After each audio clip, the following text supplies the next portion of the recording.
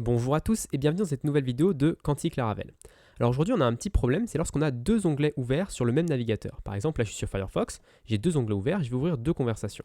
Donc si je clique sur le premier onglet et sur le second onglet, on voit que ça ouvre une conversation sur deux topics différents, donc sur Off-Topic et sur ToneSquare. Et c'est pas ce que je veux, parce que actuellement sur Firefox, si vous ouvrez deux onglets, vous avez le même session ID, vous avez les mêmes cookies, donc vous êtes la même personne. Et donc du coup moi ce que j'aimerais c'est que lorsqu'on ouvre une nouvelle fois le widget, et au lieu de créer une nouvelle conversation, ça nous fasse joindre la conversation qui est déjà existante sur Off-Topic ou sur ToneSquare en fonction.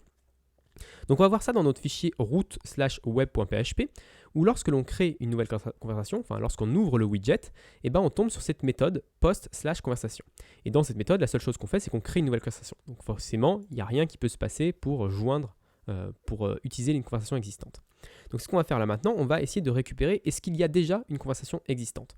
Pour ça, on peut utiliser notre fonction find, qui est ici, et la copier-coller au-dessus, et enregistrer le résultat dans une variable $conversation.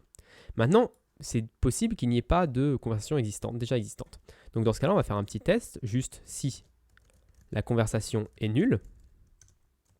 Et si la conversation est nulle, dans ce cas-là, on va créer une nouvelle conversation, seulement s'il n'y a pas déjà une conversation existante. Et sinon, on va se donner juste un petit peu de log, on va dire say to admin, nouvel onglet ouvert. Voilà, c'est juste pour tester actuellement, juste pour voir qu'on voit bien qu'il n'y a pas deux conversations qui s'ouvrent.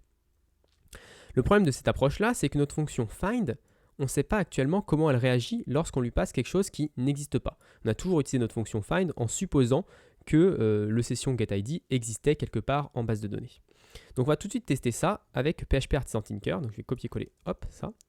PHP Artisan Tinker. Et je vais lui demander conversation find pour une session ID qui n'existe pas. Donc si par exemple je lui mets 213, je mets entrée, et là on voit qu'on a une erreur qui nous dit que trying to get property visitor ID of non-object. Donc ça veut dire qu'on a quelque chose qui est nul et on essaye de récupérer visitor ID sur quelque chose qui est nul.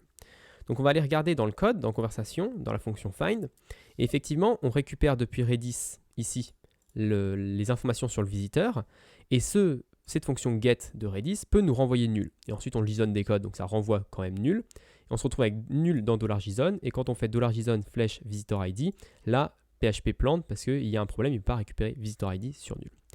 Donc il nous reste juste à rajouter une petite condition également ici, en disant si le JSON est nul, donc ça veut dire que si on n'a rien récupéré depuis Redis, on va return tout simplement nul. On ne va pas s'embêter à retourner le new self ici. Et ça devrait fonctionner. Donc maintenant, si je retourne ici et que je relance PHP Artisan Tinker et que je revois ma méthode find 213, on voit que cette fois-ci je reçois nul sans erreur.